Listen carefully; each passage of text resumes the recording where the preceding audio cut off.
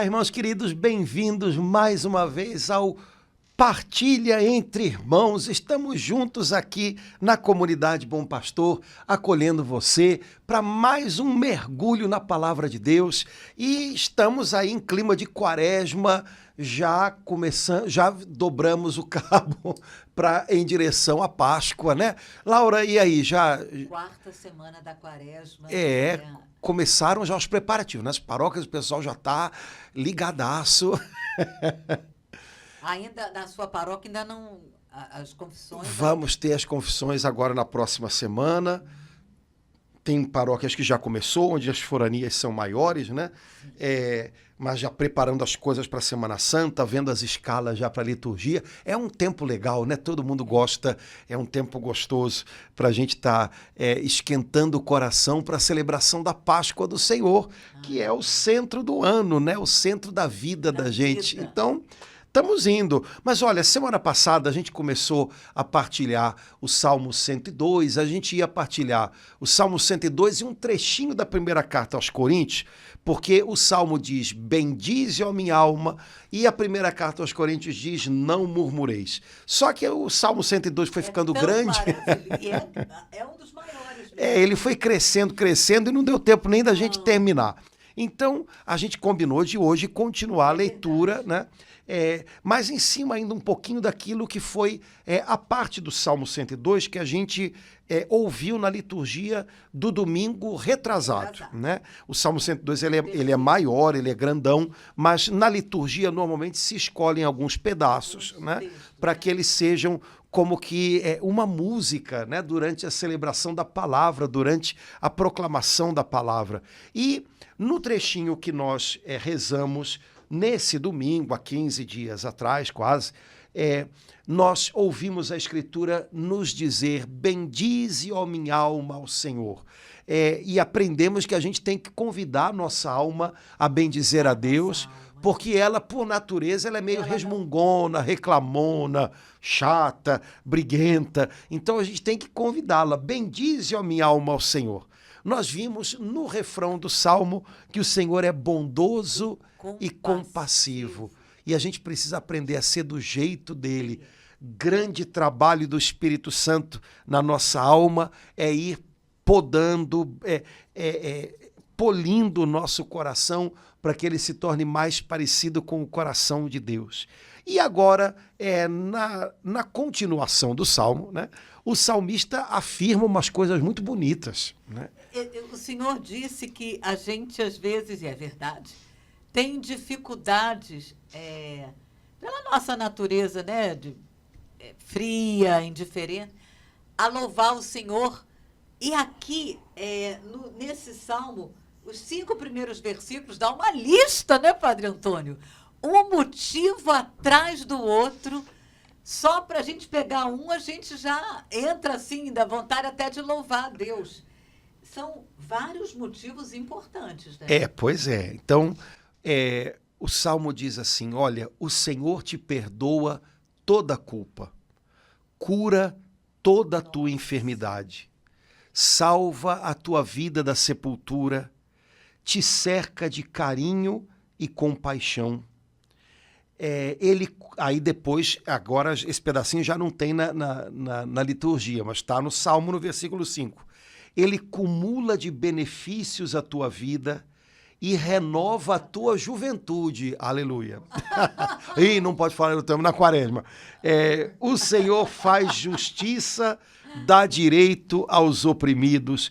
Enfim, ele tem uma lista, como você falou, de coisas boas que Deus faz pela gente, né? O salmista havia dito, lembra de todos os seus favores. E aí ele faz uma lista de coisas para a gente lembrar, né? Acho que todos nós lembramos de tantas vezes em que nós fomos ao Senhor com o nosso coração cheio de culpa, cheio de pecado, e o Senhor nos acolheu e nos braços dele ele nos perdoou e nos deu uma nova chance. Então, por cada vez que o Senhor nos perdoou das nossas culpas, bendito seja o Senhor, né? Eu gosto muito de uma música que foi feita por Dom Alberto Navarro, né, para a missa do Sagrado Coração de Jesus. é a música do ofertório, que é baseada sobre a parábola do filho pródigo, né? E tem um pedacinho que ele diz assim: morreu num abraço Morreu o mal que eu fiz. Morreu num abraço o mal que eu fiz. Então, os homens acham que para matar o mal que foi feito, eles às vezes têm que matar o malfeitor, né? Mas Deus mata o mal num abraço. Jesus morreu na cruz por nós, né? Para que agora todos os males sejam mortos num abraço de perdão de Deus. Ele perdoa toda a nossa culpa, não há erro na nossa vida, não há passado que possa impedir Deus de ser bom para conosco e de nos perdoar e de vencer o nosso mal, a nossa maldade com a sua bondade, né? Então, cada vez que a gente, por exemplo, se confessa, já que a gente tá no tempo da quaresma e temos que marcar as nossas confissões. Cada vez que a gente se confessa, ao mesmo tempo que a gente confessa os nossos erros, a gente está confessando a bondade de Deus, porque Ele está ali disposto a nos perdoar. Então, Ele nos perdoa toda a culpa. Eu não conheço ninguém que não tenha esse motivo para louvar a Deus. Senhor, pelas vezes em que eu te busquei e estava soterrado debaixo do meu pecado, e o Senhor arrancou as pedras e me trouxe de volta e me abraçou e me perdoou. Muito obrigado. Acho que é um bom motivo para a gente louvar a Deus, e isso é parte da grandeza do Senhor e dos seus mistérios, né? Também os nossos pecados, quando são perdoados e vencidos pelo amor do Senhor, podem se tornar motivo de louvor. Obviamente, a gente não louva porque pecou, mas a gente pode louvar porque foi perdoado. Então, Deus é tão incrível que até os nossos pecados, quando são cobertos pelo amor dele, se tornam motivo para a gente louvá-lo. Ele não perde nada, né? No seu afã em nos fazer bem, né? No seu jeitinho de pai de nos abençoar, e quando nós estamos dispostos a caminhar com ele, nada se perde. Então, Deus é incrível em nos fazer o bem. Por isso, nós louvamos a ele. Padre Antônio, com isso que o senhor falou, eu fui parar lá no Calvário. É muito tocante, forte, a gente vê as duas posturas tão diametralmente opostas, né? Dois homens criminosos, bandidos, né? Sofrendo, crucificados, mas no momento que um olha, né, para Jesus, o que ele vê, meu Deus, e ele faz aquela oração. Jesus na cruz, ele perdoou aquele, não só perdoou, mas ainda falou para ele algo tão maravilhoso.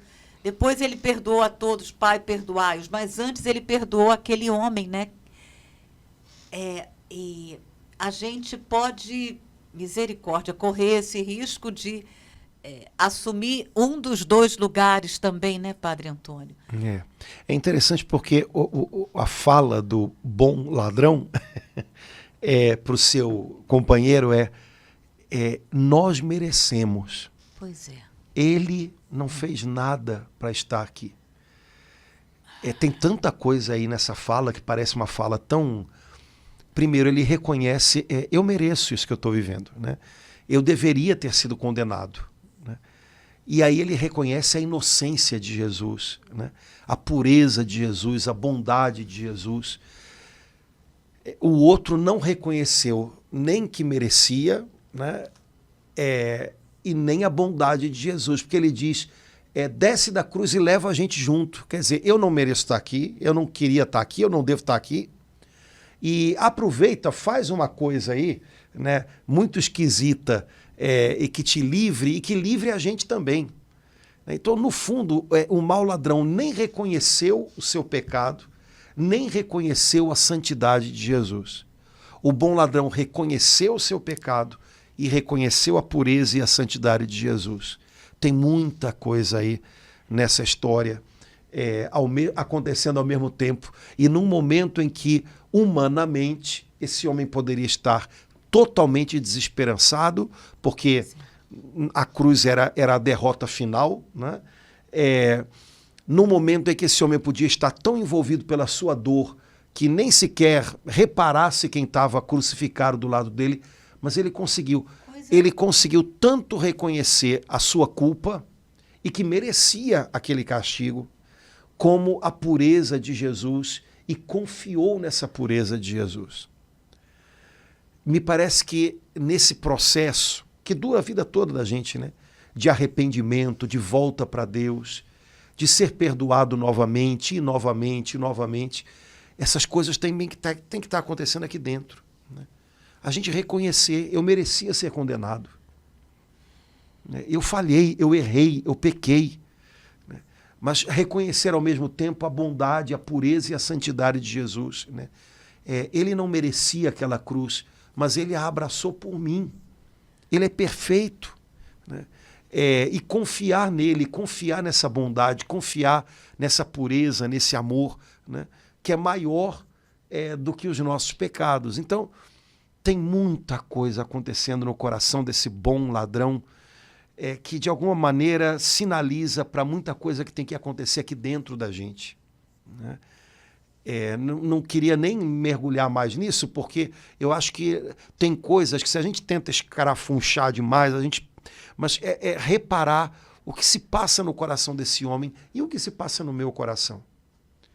Será que eu reconheço que eu merecia ser condenado?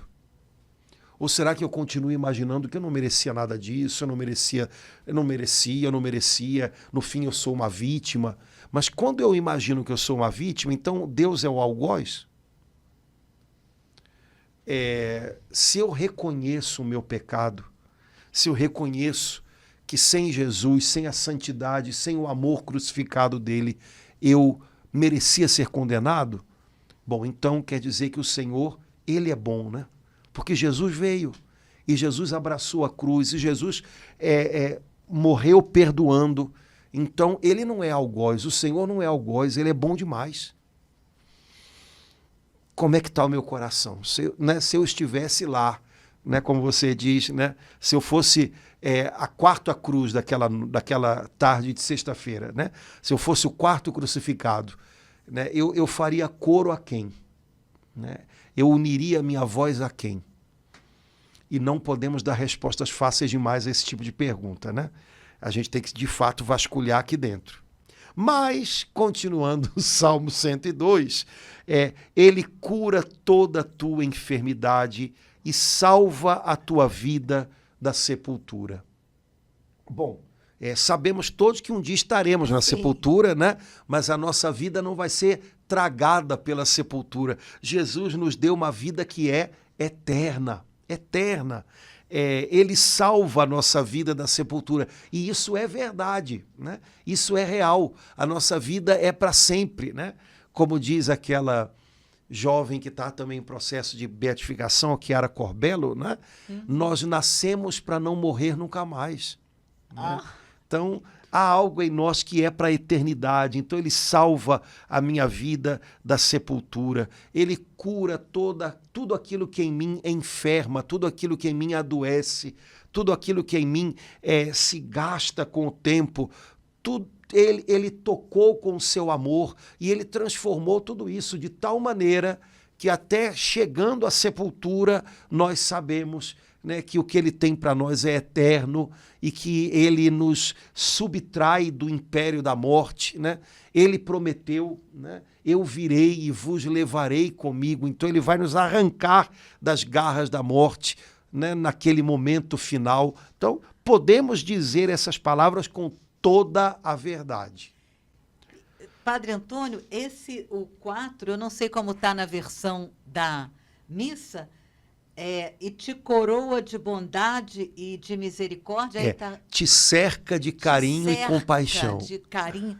Me lembrou a última frase do Salmo 22 do Bom Pastor, né? Exato. Ele vai, a misericórdia e a bondade do Senhor vão me seguir, vão me guiar, vão me tomar. E aqui ele retoma, né, no Salmo 102, ele me cerca de carinho e compaixão, é assim que está Que está na liturgia, e te coroa de bondade e misericórdia. Te coroa, né, de bondade e Então, misericórdia. Aqui cerca tá e coroa, né? As duas coisas.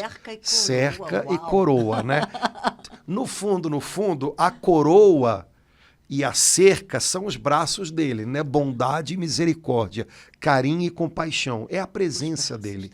Né? Sempre é a presença dele, né? Mas eu achei aqui bonitinho, né? Te cerca de carinho e compaixão, né? Deus vai cercando a gente, né? Fico imaginando, de vez em quando a gente vê na internet aqueles vídeos de criancinhas, né, com meses, anos, né, aprendendo a andar, né, e os pais colocam num cercadinho, né? Aquele cercadinho é o cuidado dos pais. Eles querem que os filhos andem, cresçam, mas eles têm que ficar cercadinhos ali de carinho, né, para não acabarem fazendo arte e se machucando, né? Eu acho que é um pouquinho isso que o Salmo está dizendo, né? Nosso Pai do céu nos cerca de carinho e compaixão. É bem verdade que às vezes a gente queria derrubar a cerca, né? Para ir, Deus sabe lá para onde. Mas o carinho e a compaixão dele nos acompanham. Ele vai como um pai amoroso, né? Colocando ali limites para que a gente não se machuque, né? E ele nos coroa de bondade e misericórdia. São duas traduções diferentes, mas querem dizer a mesma coisa, né? Todo o tempo, né, nós estamos cercados pela bondade de Deus. Essa música que a gente canta muito ultimamente, né, que fala da bondade de Deus, né? Eu vivo na bondade de Deus. Quer dizer, a gente vive mergulhado na bondade de Deus. E a gente precisa lembrar disso, né? Porque a vida às vezes é dura e a gente corre o risco de ter a impressão de que a gente vive cercado de problemas, cercado de tristeza, sei lá mais de quê, né? Não, a gente vive cercado pela bondade de Deus. Padre Antônio, eu fico muito tocada com o 5, que aqui na Bíblia Ave Maria tá, ele cumula de benefícios. Então, aí imediatamente eu associo o Salmo 22 do Bom Pastor, né? O meu cálice transborda. Aí João 10, eu vos dou vida e vida em abundância. As medidas de Deus são sempre generosas, as nossas são ali. Mais uma coisa que a gente precisa aprender a ser do jeito dele. As medidas dele são abundantes, né? Sem limite. Deus é generoso, a gente é mesquinho, né? Se a gente pode fazer a metade, a gente faz, né? E Deus sempre faz o dobro, né? Jesus nos chama... Né, se você puder andar... Pois exato, isso que eu ia falar. Jesus nos chama a andar a segunda milha, com o irmão que pediu que a gente andasse uma, né? Porque ele sabe que isso em nós não é natural. Por isso que Jesus insiste em algumas coisas. A gente tem que ouvi-lo para vencer a nossa acomodação natural, né? Falta de generosidade, mesquinhez, tem a ver com acomodação, com preguiça. Essas coisas todas são um combo. E a gente tem o combo inteiro aqui dentro, né? Então a gente precisa aprender a ser como o Senhor, generoso, disposto a fazer o bem, né? Jesus é o retrato perfeito de tudo isso, né? Jesus não media esforço, Jesus não contava, né, bênção. Jesus era, né, generoso. A gente também precisa aprender a ser um pouquinho desse jeito. Então, como de fato você falou, as medidas de Deus são largas, né? Ele diz para a gente que com a mesma medida que a gente mede, a gente vai ser medido. Então era bom a gente começar a esticar um pouquinho essa trena, né? Para ela funcionar melhor com a gente também um dia. Então, que a gente tenha medidas mais largas para suportar os defeitos uns dos outros, as limitações uns dos outros. Isso também é generosidade, né? O Senhor é muito generoso nesse sentido conosco, né? Então, vamos aprender com Ele, né? Vamos aprender com Ele. O versículo 8, Laura, é o versículo para o qual pula, né, a liturgia. A tradução aqui que a gente usou no domingo diz assim: o Senhor é indulgente, é favorável, é paciente, é bondoso e compassivo. Olha que legal. Indulgente quer dizer que ele é perdoador. Indulgência tem a ver com perdão, né? Então, o Senhor é indulgente. Então, ele sabe perdoar. ele tem um coração pronto para perdoar. Ele é favorável. Legal isso, né? Ele é favorável. Ele não está no time contra, né? Ele está a favor da gente. Que pena, que tristeza deve causar o coração do pai quando a gente dá a impressão para ele de que a gente olha para ele como se ele estivesse contra a gente, no time contra. Mesmo no âmbito da teologia, mas a gente não entra nisso agora, mas ao longo da filosofia na modernidade, parece que isso é uma coisa que se repete, né? Se a gente quer afirmar o ser humano, a gente tem que negar a Deus. E o nosso mundo de hoje é um pouquinho assim, né? Pensa dessa maneira, né? Quando, na verdade, é o contrário, né? Para que a gente afirme o homem naquilo que ele tem de mais digno, de melhor, a gente tem que afirmar a Deus, né? Deus é favorável a nós, né? Santo Irineu, que é um santo do início da igreja, ele dizia: a glória de Deus é o homem vivo. Então, aquilo que mais alegra o coração de Deus é ver a sua criatura, né, vivendo dignamente, à altura daquilo que ele sonhou para nós, né? Ele é favorável. Acho que seria muito bom se a gente começasse a colocar isso na nossa cuca, né? Como diz a Escritura em vários outros lugares, agora é o tempo favorável, né? A gente costuma achar que hoje não é o tempo favorável e que, às vezes, Deus não tá, ele joga no time a favor da gente, viu? Só que ele é tão favorável a gente que quando a gente parece que está subvertendo aquilo que é a nossa dignidade, ele bate na mesa. Não é assim, né? Então, Deus é favorável, mas não significa que ele entra na nossa, né?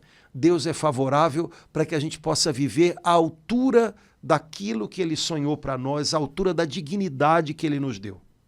Mas ele é favorável. Então, nada de achar hoje que Deus está no time contra. De jeito nenhum, né?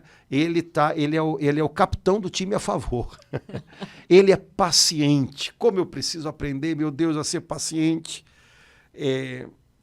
com o Senhor, né? Ele é paciente. Ele sabe caminhar com a gente, mesmo quando a gente tem um ritmo muito devagar. E ele não fica demonstrando a insatisfação dele com o nosso ritmo. Porque, Laura, a gente, mesmo quando a gente acha que é paciente, não tem jeito, a gente mostra que não está muito satisfeito, sabe? A gente acha que é paciente porque a gente agora aprendeu a segurar a língua e não falar para o outro: ai, meu Deus do céu, não te aguento mais. Mas a cara da gente, às vezes, mostra tudo. Então, parece que a nossa impaciência, ela é difícil de ser subjugada. E mesmo que a gente já tenha vencido um pontinho ou outro, parece que a nossa impaciência, ela transborda de alguma maneira, ou pelo olhar, ou pelo pezinho batendo. Deus não faz assim com a gente, né? Ele é paciente e não demonstra impaciência. Ele é paciente e sabe que o nosso ritmo nem sempre é muito bom, então ele espera pela gente. Ele espera, né? Ele dá mais uma chance, né? Ele é paciente, ele sofre com a nossa lerdeza em viver tanto que ele tem para nós, mas ele não fica nos puxando, sabe? Ele é paciente. Agora, Padre Antônio, um parênteses. Depois que ressuscitou, ele bem que falou lá para os alunos: vocês são tardos para entender, né? Vocês são lentos. Mas no Antigo Testamento ele já tinha falado: vocês são um povo de cerviz dura, cabeça dura, né? Ele sabe, aliás, ele sabe o tempo inteiro com quem está lidando. Né? A nossa irmã lá da paróquia, a Dulce, diz que Deus não se desilude com a gente porque ele nunca se iludiu. Né? Então ele sabe, né, de que barro somos feitos, né? Ele sabe. E ele é paciente, né? O mistério da paciência de Deus é uma grande coisa, e ai de nós se esse mistério não fosse real. Nós vivemos, hoje é o tempo da paciência de Deus. Hoje. Chegará o dia do juízo de Deus, mas hoje é o tempo da paciência de Deus. E se a gente aprender a aproveitar essa paciência, não abusando dela, mas aproveitando da paciência dele para aprender mais, para se esmerar mais, no tempo certo isso vai dar muito fruto, né? O Senhor é paciente. E aí fica a perguntinha, e eu? O Senhor é paciente comigo, e eu sou paciente com os meus irmãos? O Senhor não fica demonstrando a impaciência dele comigo, e eu demonstro muito impaciência com os meus irmãos? Como é que isso é comigo, né? E aí volta o que a gente rezou no refrão do Salmo, o Senhor é bondoso e compassivo. Padre Antônio, nessa paciência eu sinto que Deus tem me levado a ter paciência também comigo. Quando eu me vejo ainda, de novo, Laura, de novo, Senhor. Mas mais uma vez, Senhor. Então, eu sinto de uma forma muito forte a misericórdia de Deus, a paciência de Deus comigo e me ajudando a ter paciência comigo mesmo, porque eu percebo que essa paciência, à medida que eu tenho comigo, eu sinto que ela larga para com o outro também. Opa, fiz isso. Então, fica um pouquinho mais difícil para eu ter impaciência com o outro com tanta facilidade. Se eu me vejo numa circunstância, eu sou obrigada a ter paciência comigo. Na verdade, eu acho que essa paciência com a gente mesmo tem um nome, né, para ela, que é humildade, né? Deus sabe de que barro somos feitos. A gente é que parece que não sabe. A gente acha que foi feito de aço inoxidável, né? E a vida se encarrega em algum momento, quando a gente toma juízo, a vida se encarrega de mostrar que a gente é feito do mesmo barro que todo mundo. Isso é humildade. E aí a gente começa a ser paciente com a gente, porque a gente sabe que todo o tempo tem que voltar para o Senhor e dizer, Senhor, como você disse, mais uma vez, estou aqui. A gente percebe que as nossas fragilidades, elas não são arranhões num aço inoxidável. Não, elas são rachaduras profundas.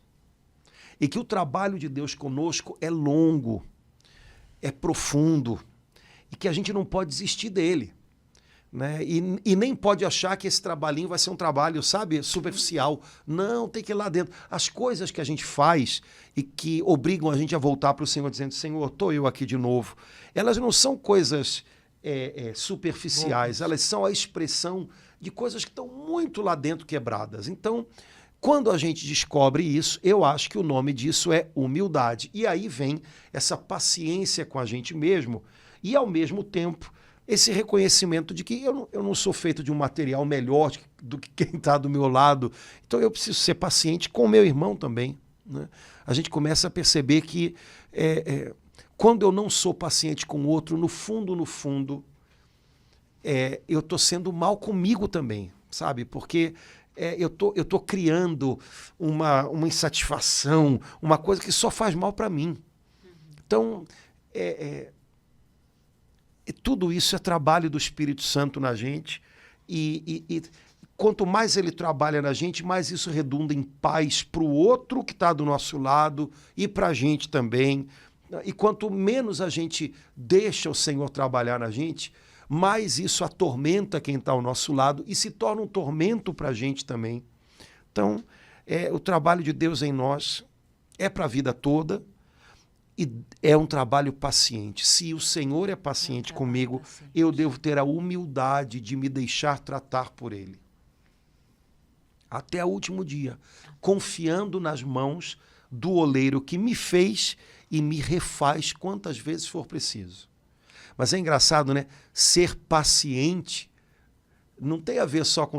Porque a gente usa a mesma expressão quando a gente está falando de um médico que cuida da gente, né? Eu sou paciente do doutor fulano.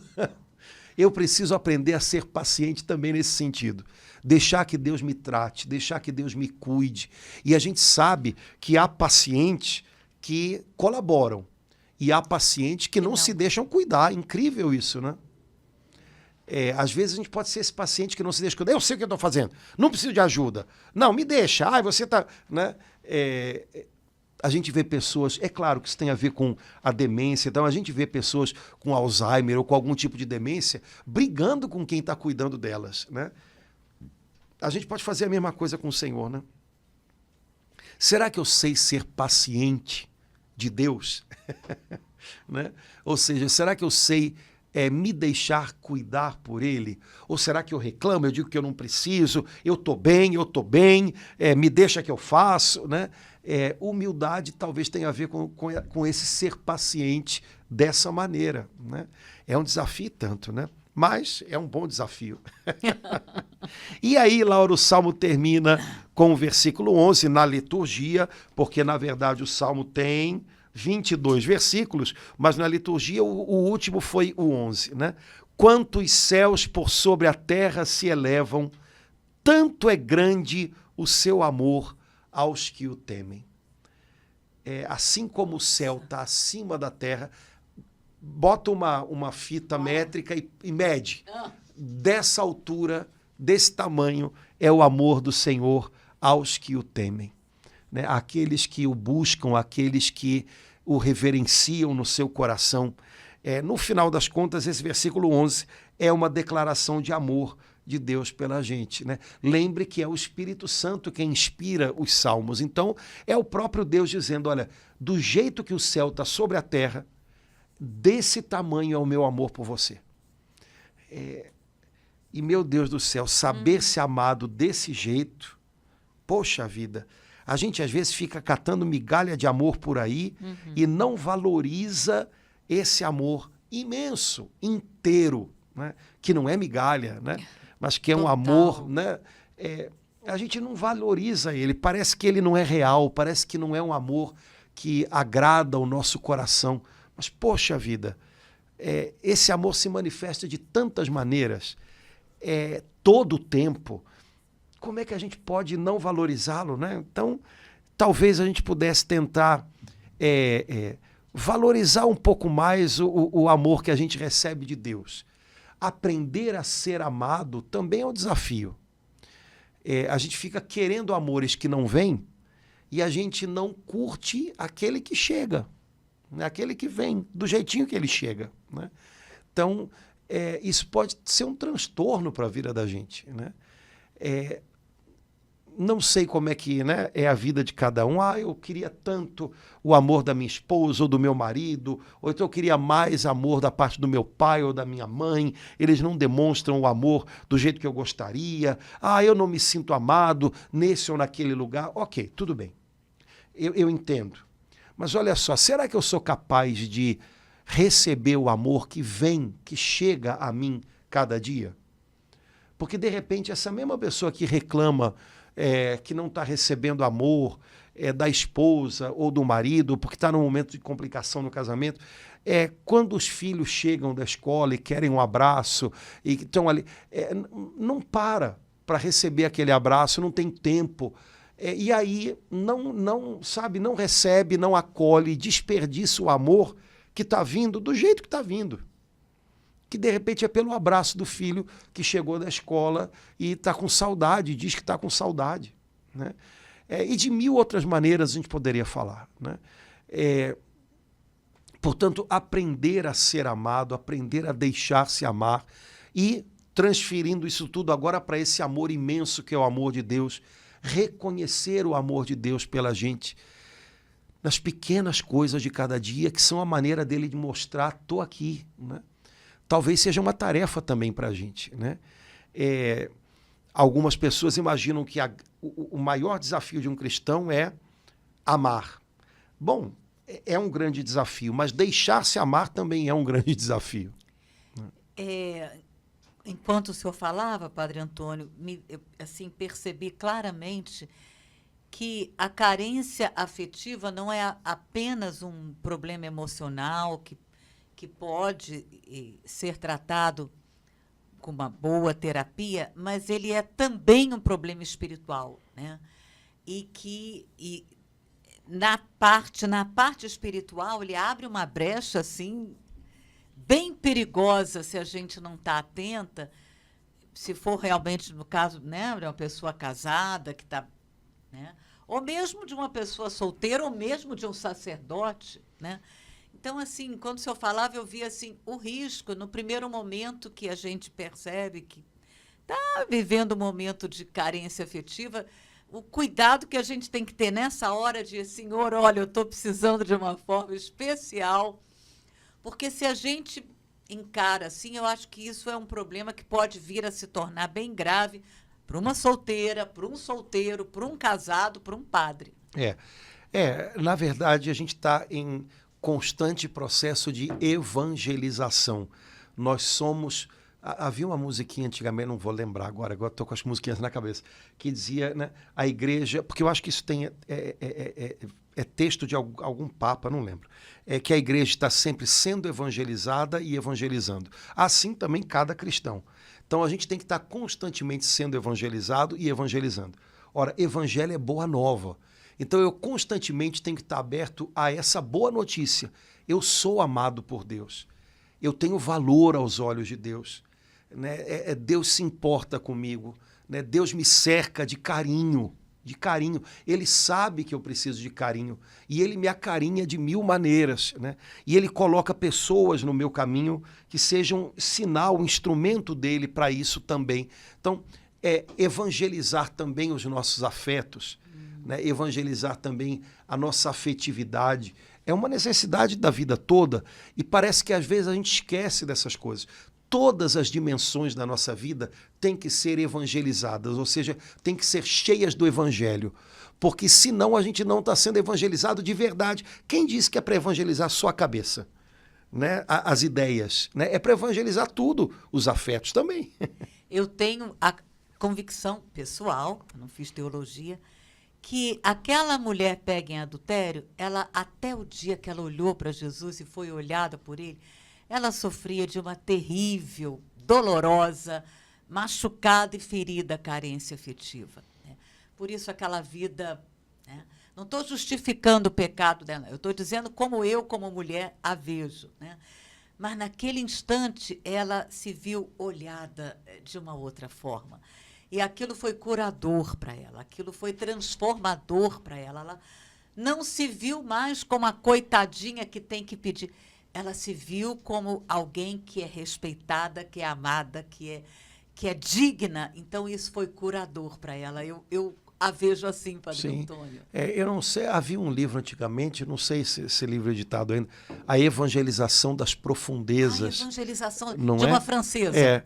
E eu acho que é legal a gente pensar a evangelização desse modo, porque senão a gente corre o risco de imaginar que evangelização é um processo pelo qual eu aprendi ou eu descobri algumas verdades.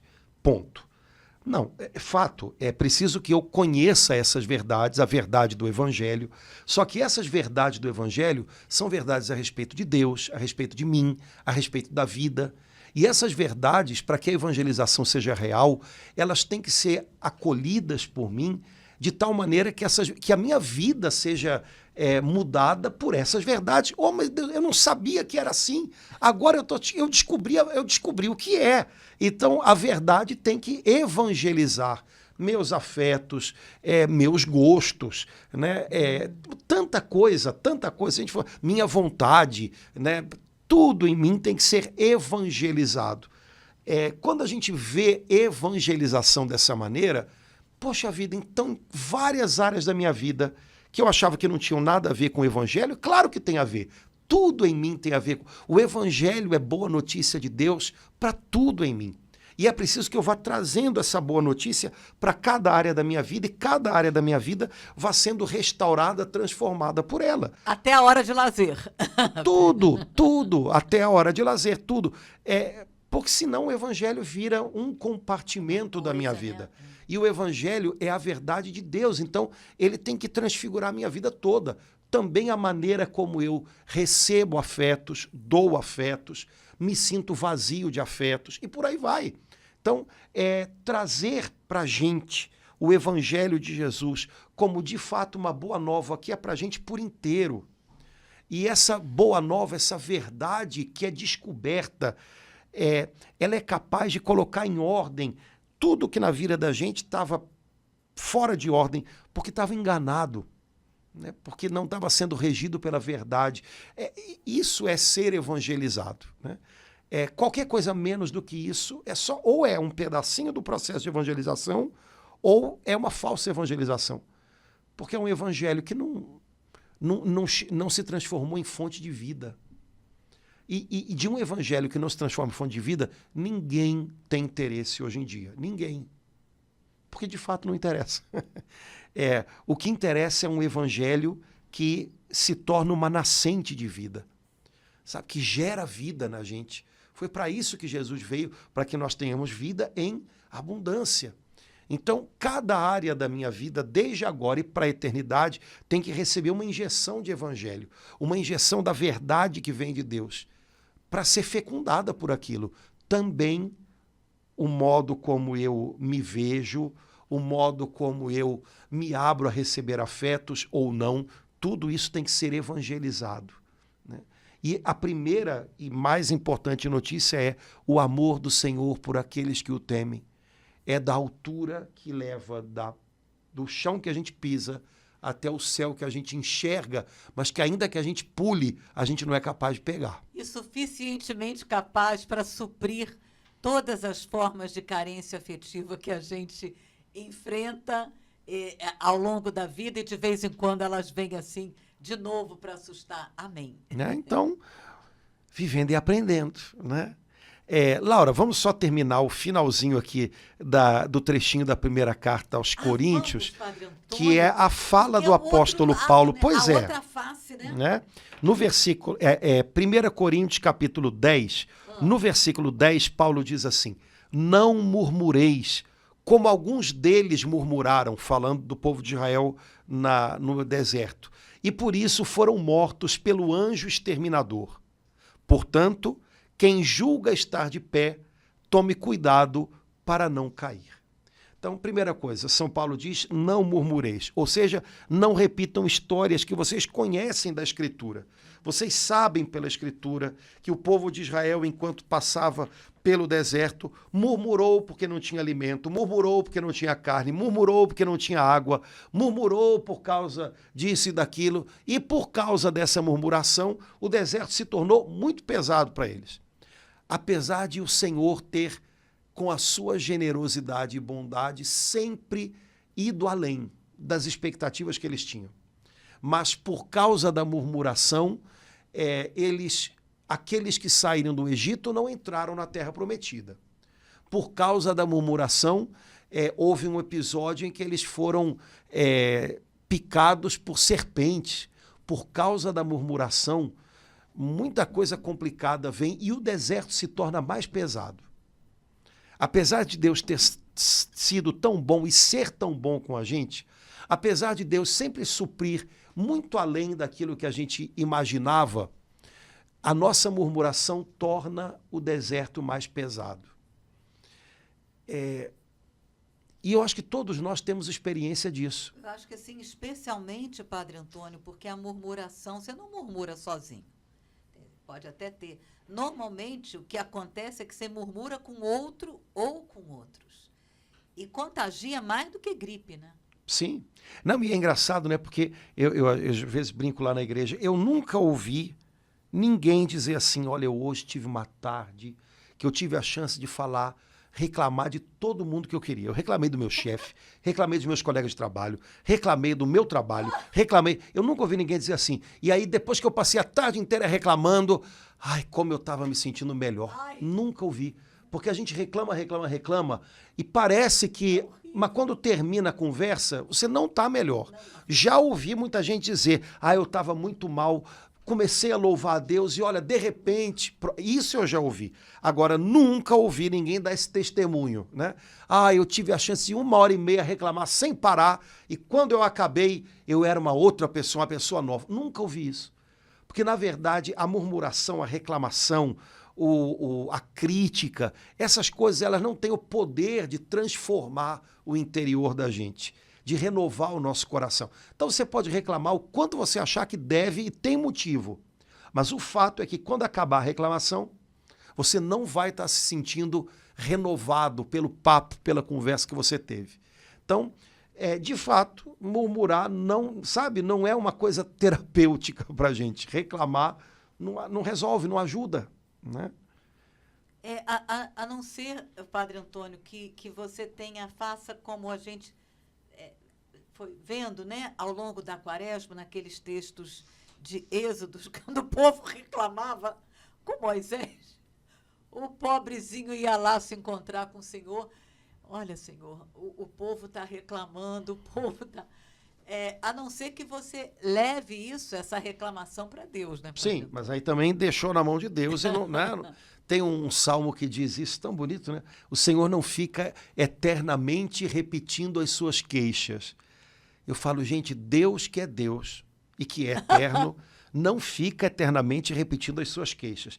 Eu acho que a gente, se deixar, a gente repete eternamente, porque, né, só que definitivamente isso não é bom para a gente, né?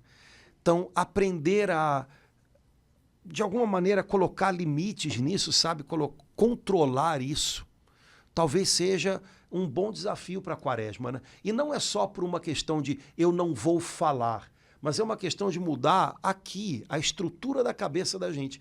Porque eu posso até não falar, mas dentro de mim eu continuar cultivando um hábito, cultivando uma postura de reclamação, de mau julgamento, de crítica amarga, excessiva.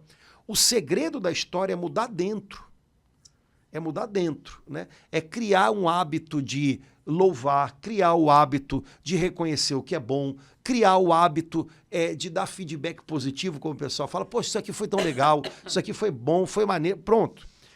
Porque se a gente não muda dentro, por um tempo a gente pode até segurar a peteca e sabe, por um excesso assim de trincar a língua, a gente pode ficar sem murmurar. Mas se não mudar dentro, não tem jeito, daqui a pouco o que a gente guarda dentro vem para fora.